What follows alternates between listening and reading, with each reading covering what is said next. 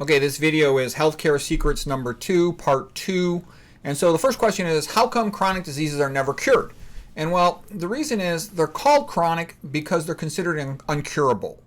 And basically with the current paradigm way of looking at diseases, they are uncurable. You can never cure diabetes, hypertension, coronary artery disease, hyperlipidemia, osteoarthritis, and many other diseases with a pill. They will lower, make the blood test look a little better on diabetes, the blood pressure a little better on hypertension, the cholesterol level a little better with hyperlipidemia or coronary artery disease, but they can never cure it, meaning that the patient's better and done with the disease. And so then the next question is, well, are these diseases really incurable? And it turns out they're actually quite often curable, meaning that the person could be totally better and forget about it. But that's only with a low-fat vegan diet. It's routine that a type 2 diabetic, if they still have intact pancreas function in their beta cells, they go low-fat vegan, they're cured. The more chronic their diabetes is, the more likely their pancreas beta cell function has been destroyed, and they never can fully come off medications. But, you catch them before 4 years. It depends on the details, but very many of them can be totally cured. It's routine to cure type 2 diabetics with a low-fat vegan diet. Same thing with hypertension. Low-fat, low-sodium diet. It's pretty routine that hypertension is cured. They stay on that type of diet the rest of their life. And it's true, they're going to have to stay on a healthy diet, low-fat vegan diet the rest of their life, but that's actually the normal thing for humans to eat. Every animal, every species has a species-specific diet, and humans are the same. I personally think, I've never seen any evidence that this diet type thing is a truth in general. I think it's nonsense. Hypertension, if their arteries aren't too severely calcified or scarred, they can dramatically improve. I've seen lots of people dramatically improve their hypertension, come from 175 systolic down to 125 very rapidly. And that was a typical experience of Dr. Kempner, Dr. McDougall, Nathan Pritikin, etc. Hyperlipidemia routinely can often be dramatically improved just in a week. Obesity, routinely go low-fat, low-sodium vegan. Routinely, their body weight will optimize within a year. It depends how fat they were. It'll take more time the fatter they were. How come doctors don't know this?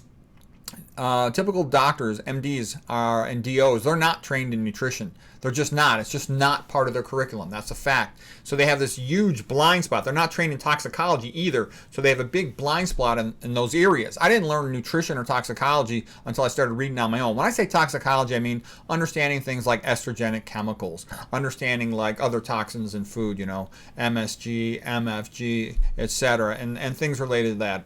In water filtration. Those things all have a significant effect on disease. The majority of chronic diseases are related to nutrition and toxicology. And doctors are not trained in that, so they don't know these things unless they put extra effort into learning about them.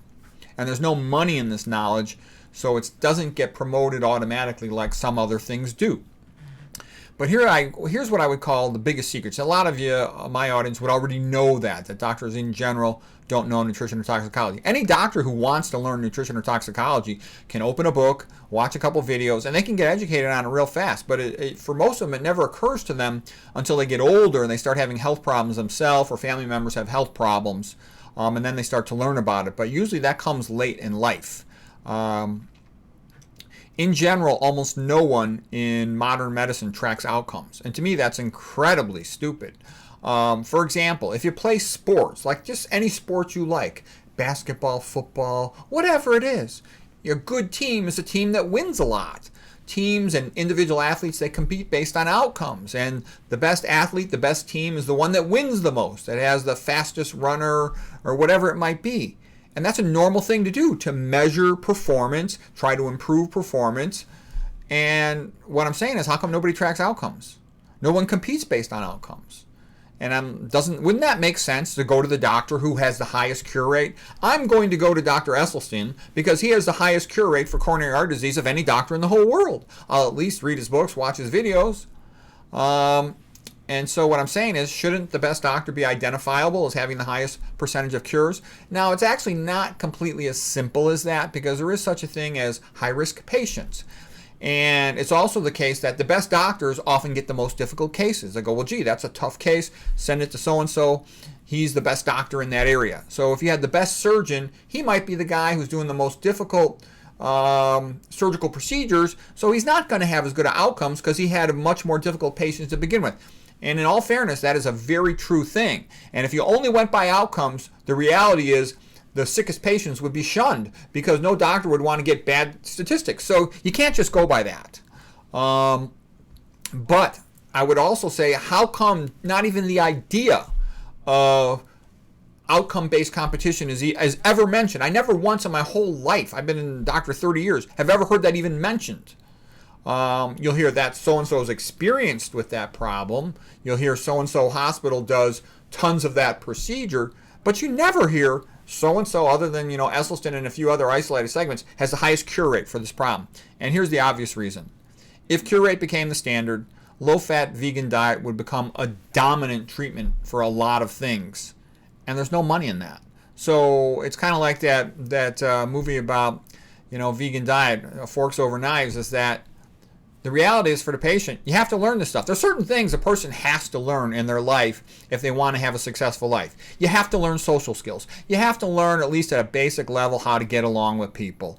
And, there's certain other things you could turf to other persons, Like I said, if my toilet is broken, I know a good plumber, he could fix the toilet, okay? But for understanding nutrition, you have to learn this for your own health's sake because your doctor probably doesn't know it.